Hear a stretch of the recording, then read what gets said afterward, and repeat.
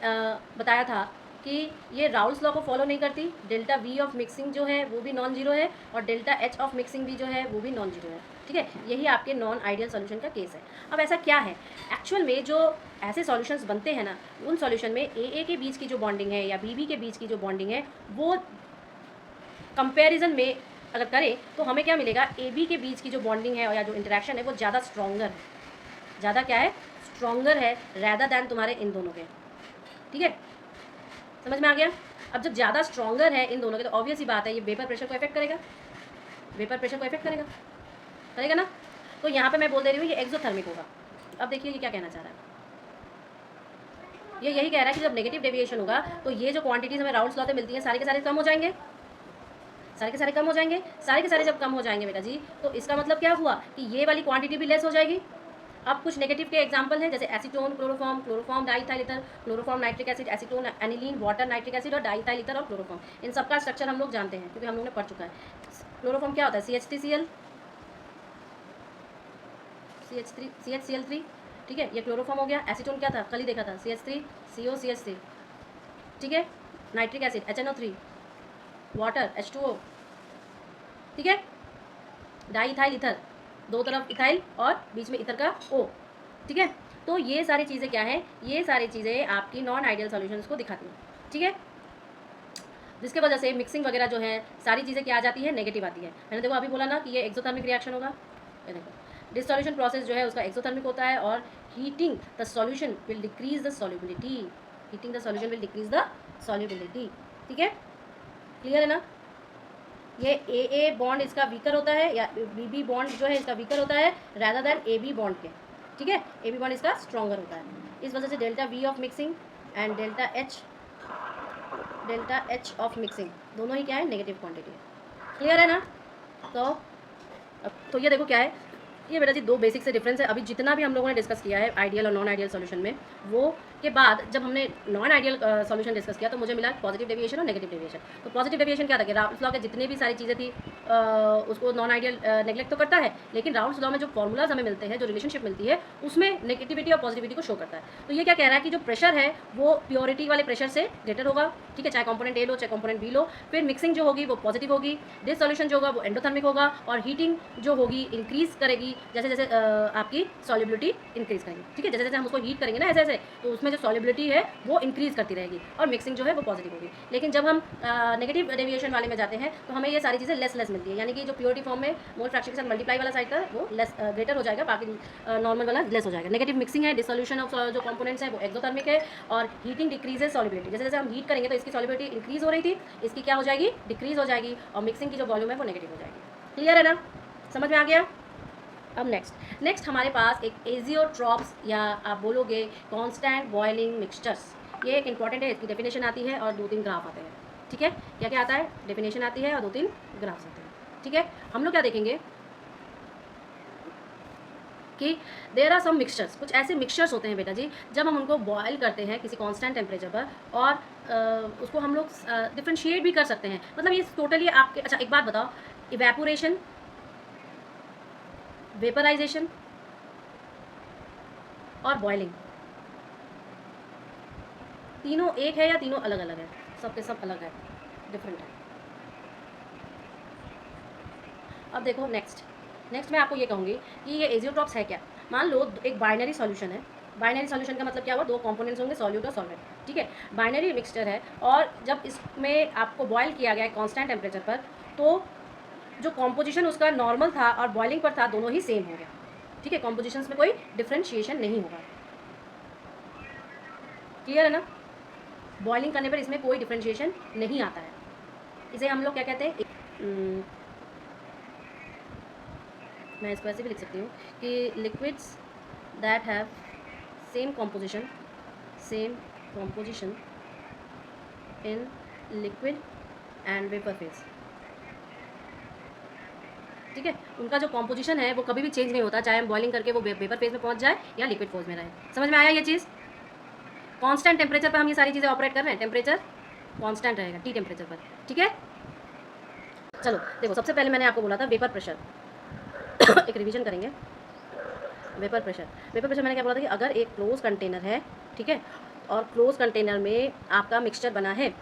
Mixture बनाने के बाद आपका देखो, मैंने अगर लिक्विड टू लिक्विड बनाया, लिक्विड टू लिक्विड बनाया, ठीक है, तो और दोनों ही आपके वोलेटाइल्स हैं, वोलेटाइल है, वोलेटाइल यानी कि इवेपोरेट हो जाते हैं, ठीक है। अब दोनों का सॉल्यूशन बनाया और सॉल्यूशन बनाने के बाद दोनों इवेपोरेट हुए, मिक्स हुए, तो एक कंडीशन ऐसी आई कि यहाँ पर हमें दो फेज़ ही मिले, एक लिक्विड फेज़ और एक गैसियस फेज़, ठीक है, दो ही फेज़ मिला। ये क्या हुआ, मिक्सचर बना सॉल्यूट और सॉल्वेंट का, सॉल्यूट प्लस सॉल्वेंट। तो कभी कभी आपको ये पूरा ना लिखा हुआ मिल जाके बाइनरी सॉल्यूशन बनेगा, बाइनरी सॉल्यूशन, ठीक है, इसे ही हम बाइनरी सॉल्यूशन कहेंगे, दो कंपोनेंट्स वाले। तो हमें फाइनली दो फेज़ मिले, दो फेज़ मिले, एक है लिक्विड फेज़ और एक गैसियस फेज़, लिक्विड फेज़ और गैसियस फेज़, ठीक है। अब इसमें जब गैस है तो ये वाटर की या लिक्विड की, सॉरी नॉट वाटर, लिक्विड की जो ऊपर की सरफेस है, ऊपर की सरफेस पर एक प्रेशर डालती है, समझ रहे हो। जो ये गैस है पूरा ऊपर की सरफेस पे एक प्रेशर डालती है, क्यों, क्योंकि ये क्लोज कंटेनर है। क्या है, क्लोज कंटेनर है, ठीक है।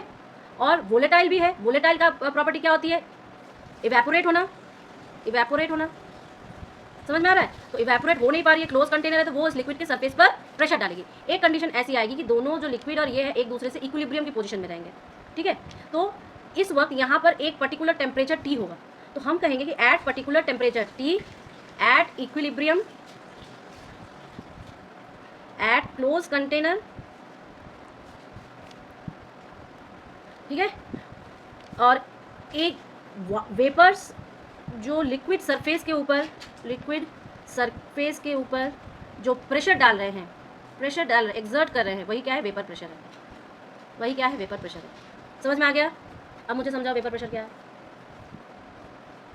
लिक्विड टू लिक्विड लेंगे तो जो कंटेनर है वो सॉल्यूट भी है और सॉल्वेंट भी है, उसका मिक्सचर, उसको हम राउल्स लॉ, राउल्स लॉ क्या कहता है बताओ। कोई बात नहीं, कोई बात नहीं, रिलैक्स। राउल्स लॉ क्या कह रहा है बेटा जी, राउल्स लॉ कहता है कि अगर मैंने टू कंपोनेंट्स का लिक्विड लिया, टू कंपोनेंट्स का लिक्विड लिया, ठीक है, और लिक्विड टू लिक्विड सॉल्यूशन लिया, वोलेटाइल लिया, तो हम क्या देखेंगे कि जो वेपर प्रेशर है, वेपर प्रेशर है वो क्या होगा, डायरेक्टली प्रोपोर्शनल होगा उस कंपोनेंट का मोल फ्रैक्शन के। यानी कि ये कहना चाह रहा है कि मान लो मैंने वेपर प्रेशर XA का लिया, सॉरी वेपर प्रेशर A का लिया, तो वो डायरेक्टली प्रोपोर्शनल होगा मोल फ्रैक्शन ऑफ XA, ठीक है। तो इस प्रोपोर्शनलिटी कांस्टेंट को हटाने के लिए हम क्या कहते हैं, PA जो है वो P0A XA के बराबर है, ठीक है। यहाँ पर क्या है, ये क्या है, ये वेपर प्रेशर उस कंपोनेंट का प्योर फॉर्म में जब था, प्योर फॉर्म में है, वेपर प्रेशर है, ठीक है। ये क्या है, उस कंपोनेंट A का मोल फ्रैक्शन है, ठीक है। और ये क्या है, सॉल्यूशन में जब ये पूरा मिक्सचर सॉल्यूशन बन गया उस वक्त कंपोनेंट A का वेपर प्रेशर कितना है, ठीक है। ये उसके डायरेक्टली। अच्छा, राउल्स लॉ क्या है, एक स्पेशल केस है हेनरीज लॉ का, स्पेशल केस है हेनरीज लॉ का। क्यों भाई, क्यों हेनरीज लॉ का स्पेशल केस है, क्योंकि हेनरीज लॉ क्या कहती है, वो भी मोल फ्रैक्शन के प्रोपोर्शनल करती थी, लेकिन वो एक KH कांस्टेंट डालती थी ना, हर एक लिक्विड का अपना एक KH कांस्टेंट है, और यही KH कांस्टेंट बोल रहा है यहाँ पर कि प्योर का प्रेशर है। कुल मिला के समझ में आ रहा है, आ रहा है कि नहीं। अब मुझे समझाओ राउल्स लॉ क्या है।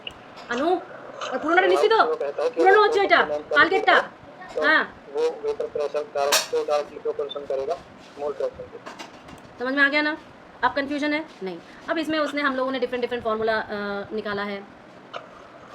ये हमारे पास एक ऐसा कंपोनेंट है, अब हम PB का भी तो निकाल सकते हैं, दूसरा कंपोनेंट जो होगा वो PB0XB हो जाएगा, ठीक है। अच्छा, और दूसरी चीज़ हम जानते हैं कि XA plus XB equal to 1 है, मोल फ्रैक्शन दोनों का समेशन कर दो तो वो क्या हो जाएगा, 1 के बराबर हो जाएगा, ठीक है। तो क्या मैं XB की जगह 1 माइनस XA लिख सकती हूँ, PB0 1 माइनस XA सॉरी लिख सकते हैं। फिर इन दोनों को जब हम PA प्लस PB करेंगे तो ये टोटल प्रेशर P हो जाएगा ना, टोटल प्रेशर हो जाएगा, ठीक है। तो इसको और इसको समेशन करो, हम लोग फॉर्मूला ऐसे ही कैलकुलेट कर रहे थे न्यूमेरिकल्स के लिए, ठीक है। और फिर मैंने एक बोला आपको, ये मैंने बोला कि जब हमारे पास लिक्विड का बनेगा, लिक्विड और लिक्विड का बनेगा, ठीक है, लिक्विड का बनेगा, साथ ही साथ दोनों ही वोलेटाइल हैं, तो मेरे पास pressure A plus pressure B जो होगा वो क्या हो जाएगा, A का pure form XA plus B का प्योर फॉर्म XB, ठीक है। लेकिन मानो मेरे पास अगर ये सॉल्यूशन बन रहा है, मेरे पास मानो सॉलिड और लिक्विड का सॉल्यूशन बना, सॉलिड और लिक्विड का सॉल्यूशन बना, तो तुम बताओ इसमें जो सॉल्यूट रहेगा वो तो नॉन वोलेटाइल है कि नहीं, नॉन वोलेटाइल है। तो जब नॉन वोलेटाइल तो ये तो इवेपोरेट होगा नहीं होगा, तो मेरे पास जो प्रेशर होगा वो क्या होगा, वो एक का ही मतलब एक से ही बनेगा, एक से ही बनेगा, दो से तो बनेगा नहीं, क्योंकि वो तो नॉन वोलेटाइल है सॉल्यूट। समझ में आ रहा है कैसे कर रहे हैं? Yes ma'am. अब फिर हम लोग सॉल्यूशंस पर आए, ठीक है। तो सॉल्यूशंस हमें मिले कैसे कैसे, आइडियल सॉल्यूशन मिला, आइडियल सॉल्यूशन मिला और नॉन आइडियल सॉल्यूशन मिला, ठीक है। आइडियल सॉल्यूशन क्या कहता है, तीन चीज़ें कहता है। मैं राउल्स लॉ को फॉलो करता हूँ, लॉ को फॉलो करता हूँ, मेरा डेल्टा एच जो मिक्सिंग का है वो जीरो है, मेरा डेल्टा वी जो मिक्सिंग का है वो भी जीरो है। यानी कि मिक्स होने के बाद सॉल्यूट सॉल्वेंट को मिक्स करने के बाद जो डेल्टा एच इंथैल्पी हुई है वो भी, जो चेंज इन इंथैल्पी है वो जीरो रहेगी, अनचेंज रहेगी, और चेंज इन वॉल्यूम भी क्या रहेगा, अनचेंज रहेगा, ठीक है। इसके बाद नॉन आइडियल क्या कहता है, नॉन आइडियल सारे इन चीज़ों को नकार देता है। मतलब मैं राउल्स लॉ को, अच्छा ये राउल्स लॉ को all concentration range, all concentration range तक फॉलो करती है, लेकिन नॉन आइडियल क्या कहेगा, मैं राउल्स लॉ को फॉलो नहीं करूँगा सारे कंसंट्रेशन, ऑल कंसंट्रेशन रेंज के लिए। मेरा डेल्टा वी ऑफ मिक्सिंग भी नॉन जीरो क्वांटिटी है और डेल्टा एच ऑफ मिक्सिंग भी नॉन जीरो क्वांटिटी है, ठीक है। समझ गए? ये हमारा क्या था, आइडियल सॉल्यूशन और नॉन आइडियल सॉल्यूशन। फिर नॉन आइडियल सॉल्यूशन में एक होता है पॉजिटिव डेविएशन और एक होता है नेगेटिव डेविएशन, ठीक है। क्लियर है ना? अब आओ इधर देखो, स्क्रीन देखो उस समय। अब पॉजिटिव डेविएशन देखो, मेरे पास क्या फॉर्मूला था कि पीए जो पेपर प्रेशर रहेगा वो प्योर के एक्स मोल फ्रैक्शन के मल्टीप्लाई रहेगा, उसी तरह भी जो रहेगा सॉलिड सॉल्वेंट का वो उसके प्योर के मोल फ्रैक्शन के मल्टीप्लाई रहेगा, ठीक है।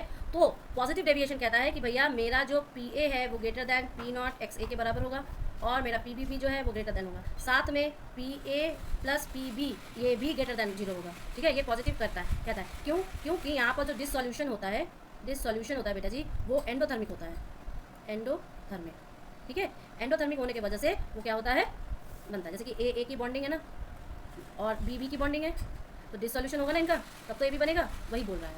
ये क्या था, पॉजिटिव डेविएशन था। नेगेटिव डेविएशन इसका ऑपोजिट होता है, वो एक्सोथर्मिक होता है, ठीक है।